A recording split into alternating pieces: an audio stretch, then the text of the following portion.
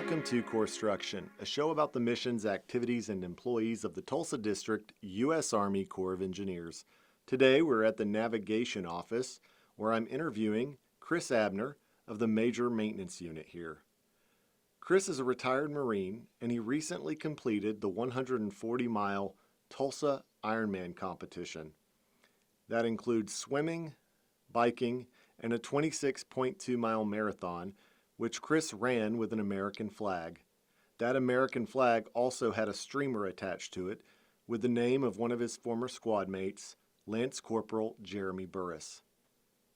At the conclusion of the race, Chris presented the flag and streamer to the family of Lance Cpl Burris, who was killed in Iraq in 2007.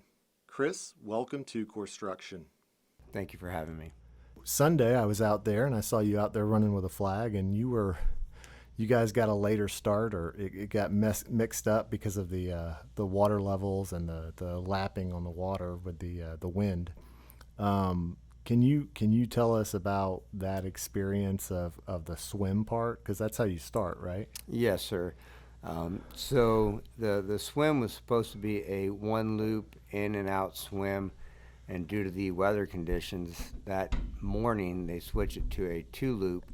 So you enter the water, you swim one loop, get out, and do the other one. And they had swimmed it, and the swim ended up being a little bit longer than the 2.4 miles due to some of the buoys floating away. Have you ever run a marathon at all, or competed in an Ironman in the past? Never a marathon. I've completed a half Ironman in San Diego, California, but never a full distance Ironman or a marathon for that much. And you told me earlier you were from San Diego, California. That's where you grew up, and you joined the Marine Corps. Did you join right out of high school, or? Yes, sir. Joined right out of high school. Went to boot camp at Marine Corps Recruit Depot, San Diego, so about 10 minutes away from home, and got stationed in Camp Pendleton, California, which was about an hour away from home. When you were in basic and you saw those planes flying overhead, did you ever wish you were on them? No, not really. I'd seen the buildings my entire life, and I wanted to see if it was really that hard. You finished basic training, and then you were at Pendleton, I guess, some more for infantry training. Yes, sir. School of Infantry, and then got to your first unit. And tell us about how you met Lance Cpl Burris. So I went to my first unit was 1st Battalion, 4th Marines. Did 4 deployments with them, and Lance Cpl Burris was on my 4th deployment. He was my driver. I was a sergeant, and he was a young kid from Liberty, Texas, all around great American, great Marine, and he just wanted to serve his country, and that's how we first met. And we went on a deployment to Qaim, Iraq, where we were about 7 months into our deployment when we struck a roadside bomb. How long are those deployments typically for infantry units in Iraq, especially in the Marine Corps? They can range anywhere from 6 months to 9 months. My first 2 deployments to during the invasion was a 9-month deployment. My second from Fallujah to Jah for another 9 months, and then this one happened to be, I want to say, 7 or 8 months. And you were a vehicle commander, right? Yes, and, sir. But your military occupational specialty was with 0331, so you were a machine gunner originally, and then as you moved up the ranks, you became a vehicle commander. So were you in the same vehicle with Burris when Yes. this happened? Yes, he was my driver the entire deployment. We had done the entire training cycle for him to be my driver. He was an infantryman, and he had just kind of got thrown in that role as you're going to be the driver, buddy. So what was Burris like? So Burris came from a very Christian family in Liberty, Texas. He was one of 7 kids, or 7 brothers and sisters. He wanted to be a minister, but he knew that if he became a minister at the age of 18, he wasn't going to have too many life experiences. So he thought that, or what he wanted to do was serve his country, get those experiences under his belt, and then get out of the Marine Corps and become a minister. That's so his family was at the finish line when you finished. About what time was it when you finished? So I want to say I finished at 12:17. His family had gotten there the day before, and they were there before the swim kicked off. They were there for the national anthem. Mike Riley, he's the one who calls you across the finish line, you are an Ironman. And he announced the Burris family and gave a little background on Jeremy. And then when I got off the bike, the Burris family handed me the American flag to start running the entire marathon. And then I presented them the flag once I actually crossed the finish line at 12:17 that night. Like 17 hours and I don't know how many minutes later. Now, I mean, just running a marathon in and of itself is a big deal. That takes a lot of, it takes training. It's doable, but it takes training. But to run it with a flag. Now, did you carry the flag the whole way? Yes, I did. All 26.2 miles. And you felt, I bet, every mile. Yeah, I did. I really started to feel it in the back and the forearms. The weather was great when the flag was first presented to me, and my first mile was a 9-minute mile, and I looked at my watch and I was like, I need to slow down. A little too quick. I'm not going to be able to hold this pace. And as soon as that sun went down, that wind kicked up, and that's when I really started to feel the pain of the flag and in my shoulders and back. How do you prepare for something like that? I did a lot of running to begin the training cycle, and then towards the end of it, I started ran a half marathon here in Sallisaw with a American flag, because I knew that it was going to be completely different. So my first run with the American flag, I actually picked a heavier duty American flag that had the stitches embroidered, or the stars embroidered into it. And it was about 15-20 mile an hour wind that day, so it was some good training. So would you say it's the flag that's the heavier part, or that's the guidon you're carrying it with? So I'd ordered a special runner's guidon, if you want to call it that, stick to hold the flag on. But there was definitely some times during the run when the wind would kick up and it would bend the pole a little bit.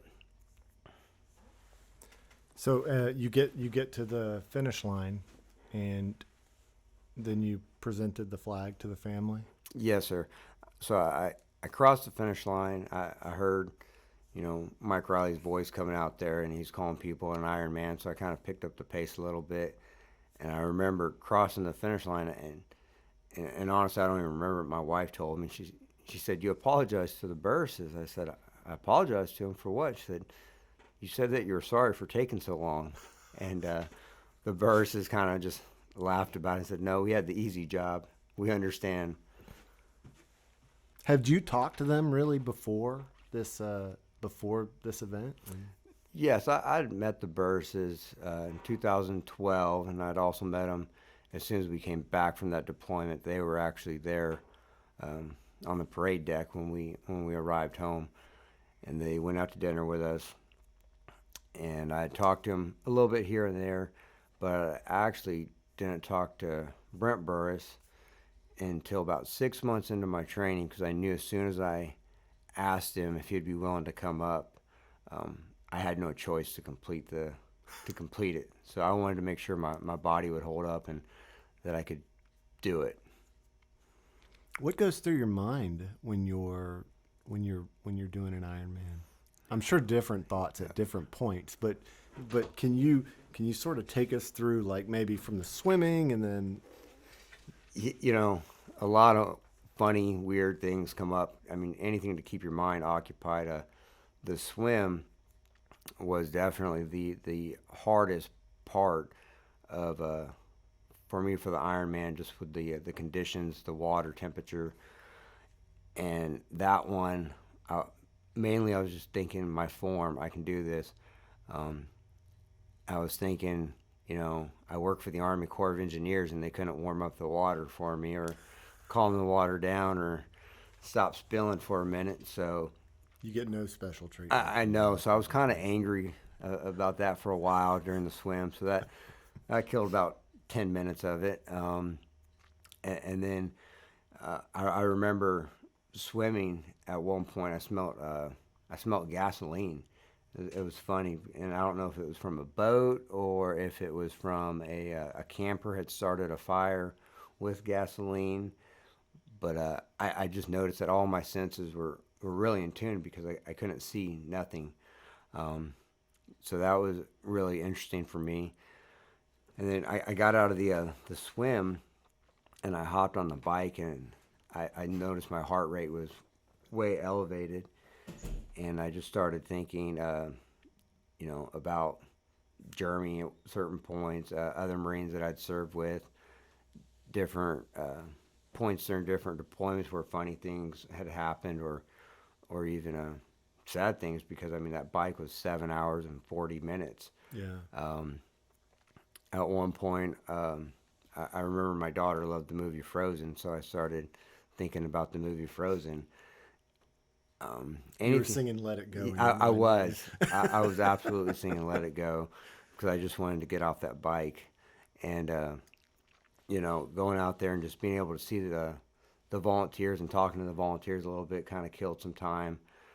And then when the run happened, as soon as they handed me the flag, I was running through downtown Tulsa, and I remembered the weight of the flag, of, when I say weight, the enormous responsibility I have here, because there were so many police officers lining the streets, and some of them were coming to the position of attention and saluting the flag.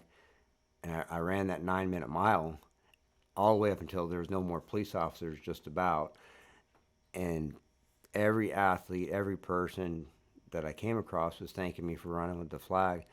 So during the run, I really didn't have time to think about anything because there was so many people lining that run route and just saying thank you for your service, which meant a lot to me. And I think when I got done with it, I tried to convey that to the Burrises of how much it does mean, that American flag does mean to a lot of people still. You grew up in San Diego.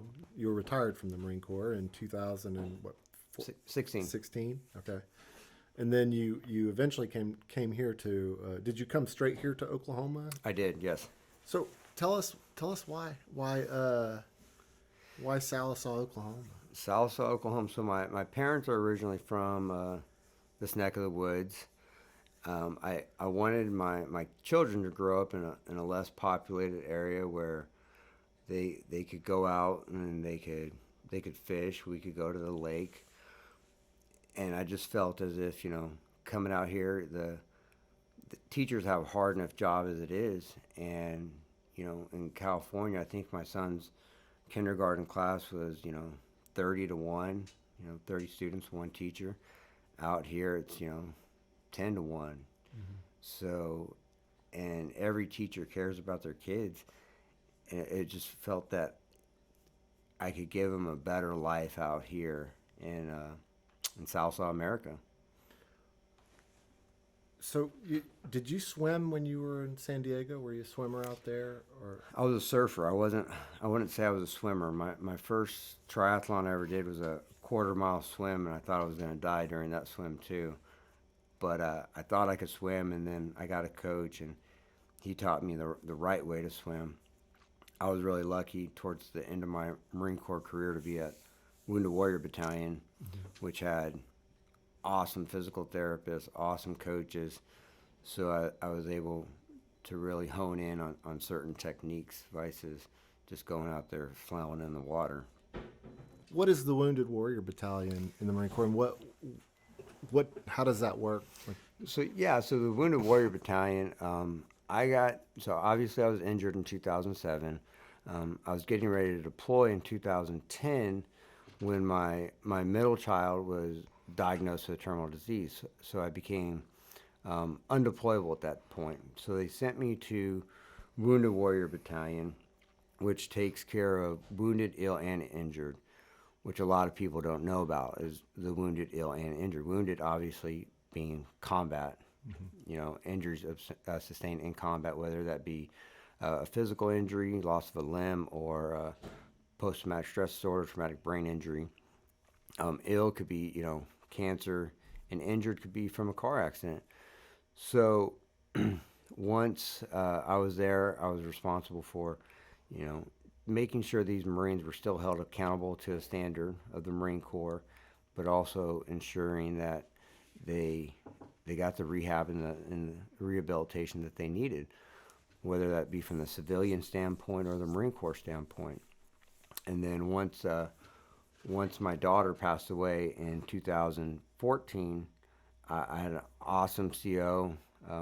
He's still into this day, Major Luke McConnell at the time, but he took care of me. Saw that I had some serious things going on, and he got me the help I needed, and that's how I eventually started on the triathlon side. But they had this facility there called the Hope and Care Center, which had a indoor pool, a underwater treadmill. They had a bunch of state-of-the-art equipment. So all the injuries that I had sustained over my career, I was able to rehab them. Had a knee surgery there, and got the actual coaching from Olympic level staff as far as cycling goes, as far as swimming goes. Teaching you the right way of, well, you've been running this way for the past 14 years. Now let's teach you how to run the right way so you don't sustain any more injuries. So it was an awesome facility, still there to this day. I actually I went back to California in December, and I went there, and I went on a 40-mile ride with my old cycling coach. It was an awesome facility ran by awesome Marines, and it was such an important part in my life. When my daughter did pass away, we actually had her service there at the Hope and Care Center, her celebration of life. So it always holds a special part in my heart. So you actually finished with that Wounded Warrior Battalion. You were probably in better shape than you were before you got injured. Would Yes. you say that? Oh, absolutely, 110%. Not just physically, but mentally. That was the huge part about it. Of obviously, going on so many deployments, losing buddies, losing, a Marine, and then losing my child. Having the civilian staff there that actually cared, and still having your Marine Corps brothers and sisters next to you, it's a huge deal. Were you into, now you had mentioned that you had done some triathlons previously, but were you doing triathlons before you were involved with the Wounded Warrior? Okay, so it actually opened up this whole new thing for you. Absolutely. So the way the triathlon came about, I was actually in a treatment, and it was this Navy commander who, I think he'd done an Ironman before, and we were doing some cycling and whatnot, a little mountain biking, and he said that there was a sprint triathlon not too far. It was a quarter-mile swim, a 12-mile bike ride, and a 3-mile run. Well, I just torn my ACL, and I said, I can do that. It can't be that hard. And so I signed up for it. My wife had some choice words saying that I wasn't the smartest person in the world. And I went out there and did it. And I remember swimming it and doggy paddling the swim in the open ocean, and the kayaks coming up to me saying, hey, are you okay? And I'd push them off, and yeah, I'm fine. And I finished it. I didn't set no land speed records, same way with the Ironman, but at the end of the day, it's a race with yourself, not no one else. I was tracking you on the app, on the IronMan app, because we spoke before you ran it, and I say ran it, but before you competed in it, because there's so much more than just the running. But I was tracking you, and at one point I was waiting for you at 61st Street, where the Eagle is on Peoria, on Riverside. I mean, well, at the river parks, and I looked down at the app, and you're beyond me on the app. Like somehow I didn't see you. So I start going back the other way. I get down some. Then all of a sudden, out of nowhere, I look up, and it was like the app was like throwing everything off. And I look up and I see this flag, and that's when I started running up to try to catch you, with all that gear. And I was like, oh man, I really wanted to get that shot with the eagle and the flag, and then once you went on a little further. And I'll try to pull up the video from this a little later, but you went on down to the turnaround point because I knew that was coming up soon. And then on the way back, and you were like, "Oh, you're going to finish this with me?" And I'm like, no. But it was so impressive to see you were making. I mean, you were making good time, and I was following your bike part too. And I noticed like there was one point where you dropped down to like 10 miles an hour average. What was going on at that? Was that the hills? That was the hill. So it seemed like with Tulsa, you were either climbing a hill, doing 8-10 miles an hour, or you're going down a hill doing 40 miles an hour. And at that point, it's just who's going to hit the brakes first. How fast you want to get off this bike? How fast you just want it to be over with? And so I could probably count on one hand how many times I hit my brakes on that course. It was just go, go, go, go. But right before the bike course, I rented some carbon rims because my biggest, they're tubeless. My biggest fear was having a flat and taking 5-10 minutes. So I rented these carbon rims, which they rode better. They were all around better rims, and I didn't end up getting a flat, so I didn't have to worry about that. And it was just an overall great experience. Does a flat end it for you? No, it doesn't end it, but it definitely just adds time. Riding in anywhere out here in eastern Oklahoma on some of these roads, you're going to get flats. And so I don't know how much money I spent on tubes. My wife could probably tell you because she was tired of seeing the bills for them. But I got really good at changing them. And so it wouldn't have ended the race, but it definitely would have added 5 or 6 minutes here. Wow, you can change a tube in 5 or 6 minutes. Yeah, I think the fastest I got down to was 7 minutes of changing the tube and putting it all back together and getting back on the road. So you're like your own pit crew out there. That's it.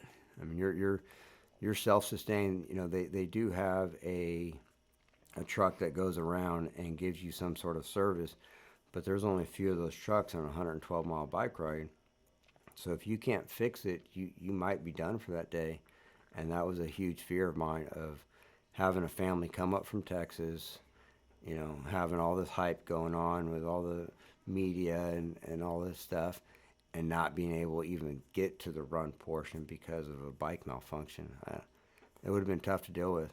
Now, and you have to keep on a certain pace too, right? Because if you don't make a certain pace, they'll tag you and you're out, right? Yes. So normally for the swim, it's 2 hours and 20 minutes. I finished at 2:25. Well, since that buoy had floated away, they had to extend everybody's time by I think 30 or 40 minutes, whatever it was.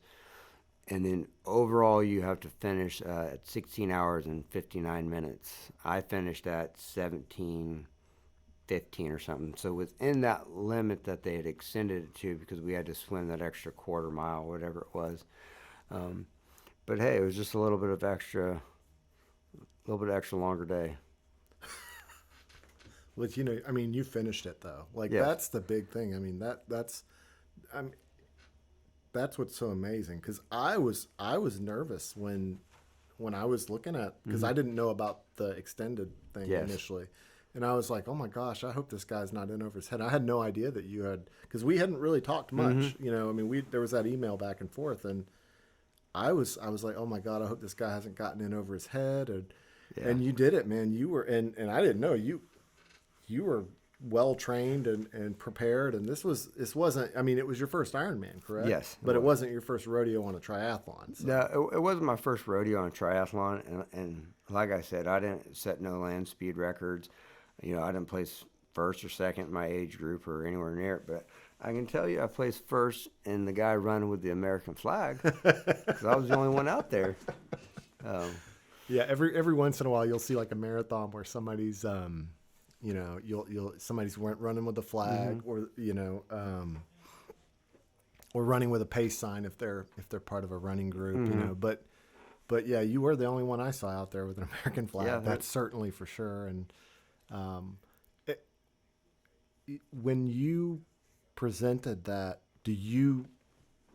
were you thinking about that when you presented that flag to that family, to the Burris family? You know, I didn't know how I'd feel. I didn't know if I'd end up crying or what exactly would end up happening. And when I crossed that finish line and I saw them there, and they'd been waiting for 17 plus hours just to be able to hand them that flag. And, you know, that flag is an interesting story behind it. We tried to get in contact with many people who had served with Lance Cpl during Burris and have them sign it and put a message on that American flag. So when we handed it to them, it wasn't just me running with that flag that day. It was, you know, Lance Cpl Lee Mendez. It was Soren Drabicki. It was all these different guys that actually served with them, and so they can look at it and say, hey, they were with us that day. They might not have been able to physically be at that event, but they all thought about it. They all had some part in getting there. And when I crossed that finish line, it was like I said, I apologize to the Burris's for taking so long. I wish I could have done it in 9 hours, but that wasn't going to happen. On that deployment, how many Marines did you all lose? We only lost Jeremy on that deployment. We hit a substantial amount of IEDs. We had a few amputees, but we had only lost him. Like I said, we had a month to go, but it was just it was a very, the conditions that were there during that deployment, it was called moon dust, so it was just very fine sand where it was easy to hide anything in the sand. You literally, you stepped in it and you sunk up to your calves. So they're very hard to spot. Yeah, you showed me a picture of that. That was you said it was what kind of truck was it again? It's a 7-ton. 7-ton truck, and the turret on that thing is even kind of. Now, was the gunner on the turret when that happened, or was he down? No, he was standing up, and what happened was we were at a local village, and we went into a choke point. It was a wadi where we couldn't go left or right, and when we went into it, explosive ordnance disposal said it was about 400 pounds of homemade explosive, and we hit it, and the 7-ton more or less did a wheelie, and I got ejected from the vehicle along with Lee Mendez, and Jeremy was fine during the initial explosion. You were what injuries did? Because I saw that you showed me those photos as well, and your face is pretty cut up. It looks like you had to have some stitches. And yeah, so I took 30 stitches to the left side of the nose, and the shrapnel went inside of my cheek, so all the way punctured into my mouth, and then I landed on my rear end, so that compressed my bunch of discs in my back. But overall, I was extremely lucky just to still be here. I was wearing Oakleys that day, and I still have the Oakleys to this day. They're still covered in blood and mud, but the Oakleys definitely saved my eyesight. Really? Oh, absolutely. I mean, if I wanted to wash them, I could probably wear them to work, and they'd be completely fine. But I just kind of keep them up on the shelf and say, hey, I'll stick with my Oakleys. Those are ballistic grade Oakleys. Yes. Was those issued to you? No, you bought them as. I had bought them right before that deployment, and they had given us, some other PPE for glasses, and they just didn't look that cool, honestly. Right. Yeah. Yeah. I mean, you got to look cool when you're wearing all that gear. So, I went and I bought the Oakleys, and it was probably the best $150 I'd ever spent. What do you think? What do you think Jeremy would say? If he knew you were running with that flag, to give that flag to his family. How do you think he would have?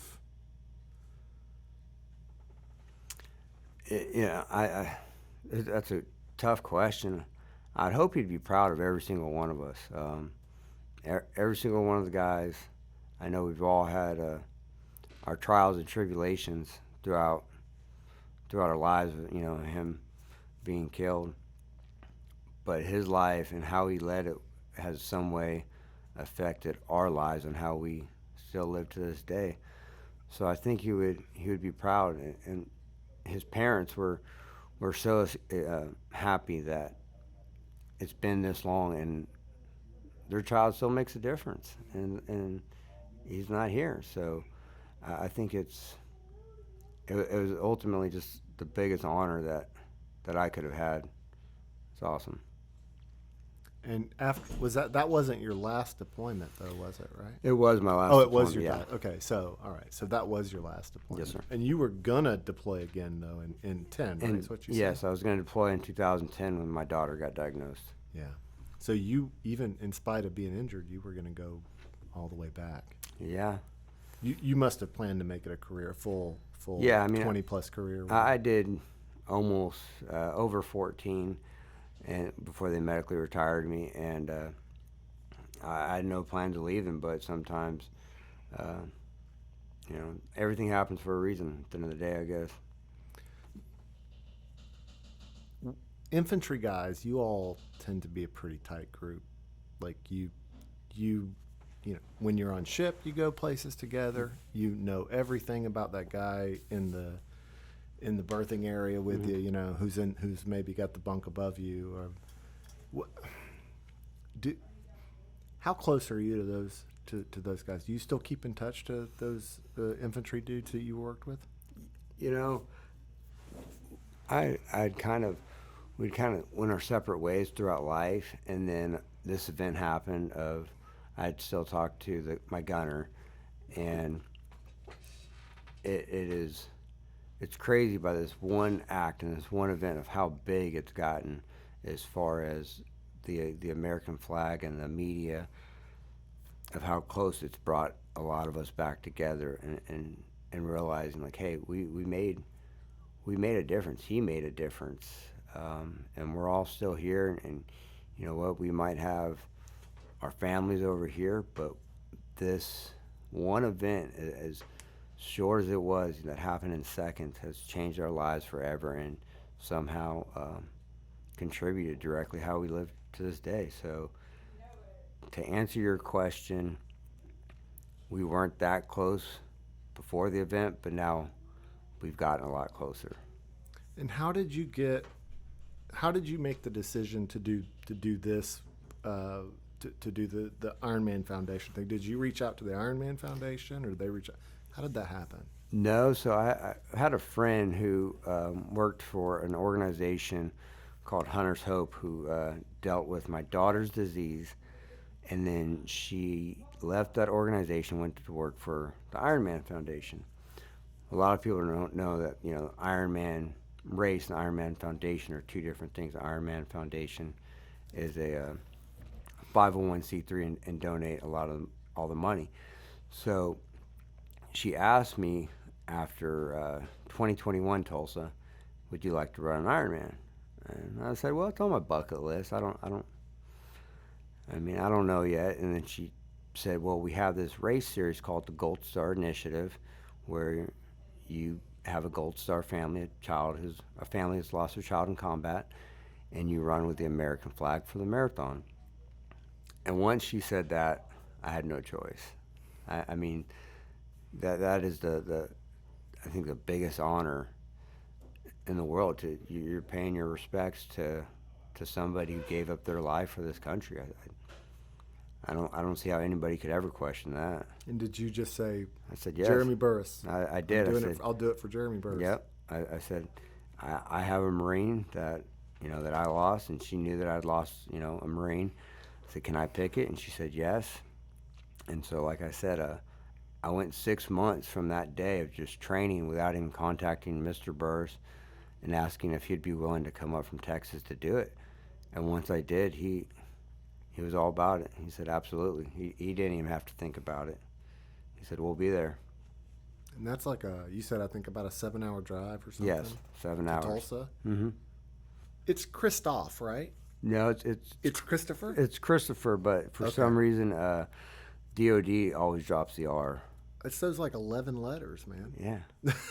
I don't know, but it's even on my VA identification it says Christoph. Oh, really? Even on my CAT card for the Marine Corps it said Christoph. So your daughter's Frozen thing, you ever show her that? No, I didn't. I never thought about that, but hey. In 2020 you came to work for the Corps.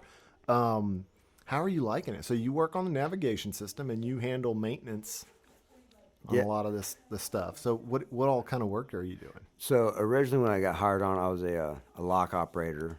Loved the lock operator gig. It was, you saw a lot of different things. And then recently, I just enjoyed more of the maintenance side. Which lock were you at? I was at 17 and 16, and then I also did, some work down at 14. So, and it was great. You really learned how the navigation system worked. You really learned how all the equipment worked.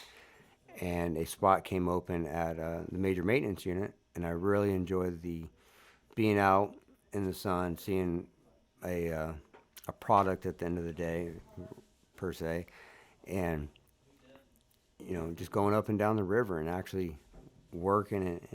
And I ain't gonna lie, the hours are a whole lot better on the fleet side of things than being an operator.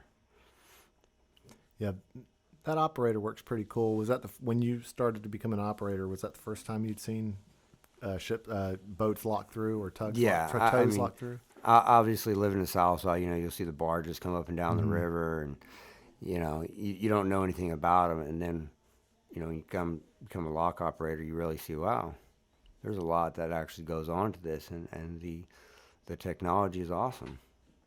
Yeah, I mean, in the navigation system is one of those things that a lot of people in this area don't even realize. Even when they see the tows, they see the barges, they don't even realize like the significance of that system that you guys maintain. It's a huge deal, and a lot of people that, like you said, that don't realize what we do, and they come down and they actually see it, or you're able to give somebody a tour. They don't realize that one of those barges, 1,400 tons. That's a lot of commodity going up and down the river. So it's a huge deal. Well, Christopher, I really appreciate you taking the time to sit down with me and answer questions. Was there anything that what have I not asked you that you maybe wished or thought that I was going to ask you or should have asked you? I don't know. I felt like you've asked me just about everything, but I just want to say it's been a great honor, and I think that the publicity that not only the Corps has given, but everybody's given just for this family, no matter what, what happens, whatever happens, their son, their daughter, whoever it was, made a huge impact on multiple lives, just through this one event. I think, thank you for doing that, and thank you to the Army Corps of Engineers for allowing me to do it. Thank you for joining us for Corpstruction. Corpstruction is a production of the Tulsa District U.S. Army Corps of Engineers Public Affairs Office. Today's episode of Corpstruction was brought to you by the Navigation Office of the Tulsa District U.S. Army Corps of Engineers. Thank you for joining us. Have a great day.